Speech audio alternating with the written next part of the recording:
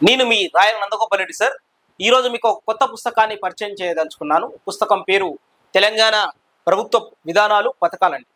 తెలంగాణ ప్రభుత్వ విధానాలు పథకాలు ఈ పుస్తకం అనేది చాలా ఇంపార్టెంట్. ఎందుకనంటే గ్రూప్ 2లో కానీ గ్రూప్ 3లో కానీ అలాగే టీఎస్పీఎస్సికి సంబంధించి ఎటువంటి పరీక్ష నిర్వహించినా కూడా జనరల్ స్టడీస్లో తెలంగాణ పాలసీస్ అనేది ఒకటి ఉంటుంది అనమాట. అంటే తెలంగాణ ప్రభుత్వ విధానాలు అనేది ఒకటి ఉంటుంది.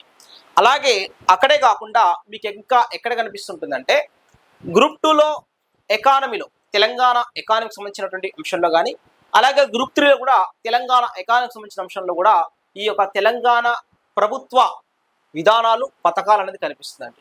ఇక్కడే కాకుండా ఇంకా మీరు కరెంట్ అఫైర్స్లో కూడా కలిసే అవకాశం ఉంటుంది. కాబట్టి కరెంట్ అఫైర్స్, తెలంగాణ ప్రభుత్వ విధానాలు, పథకాలు ఈ మూడింటిని జోడిస్తే మనకు మంచి స్కోర్ అనేది చేయొచ్చు. దానికి సంబంధించి వివనా పబ్లికేషన్ వాళ్ళు ఒక పుస్తకం అనేది తీసుకురావడం జరిగింది. ఈ పుస్తకం యొక్క స్పెషాలిటీ ఏంటంటే ఈ పుస్తకంలో 2014 నుండి 2014 నుంచి 2024 వరకు ఇప్పటి వరకు ఏర్పాటు చేసినటువంటి ప్రభుత్వ విధానాలు ఏమున్నాయి, ప్రభుత్వ పథకాలు ఏమున్నాయి, అందులో ఉన్నటువంటి అంశాలు ఏమున్నాయి అనేది కూడా ఇక్కడ క్లియర్గా ఇవ్వడం జరిగింది.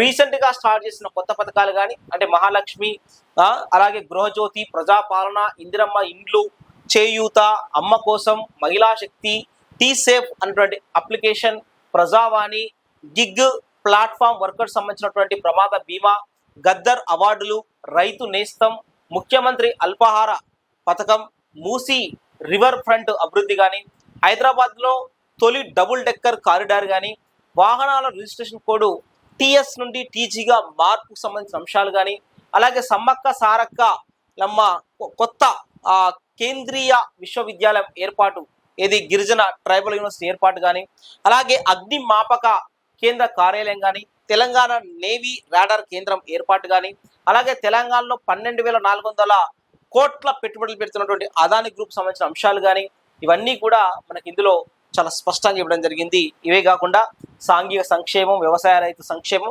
మిగిలిన పాలసీ అంశాల గురించి కూడా ఇందులో ఇవ్వడం జరిగిందండి. ఇది ఈ పుస్తకానికి సంబంధించినటువంటి ఇన్ఫర్మేషన్.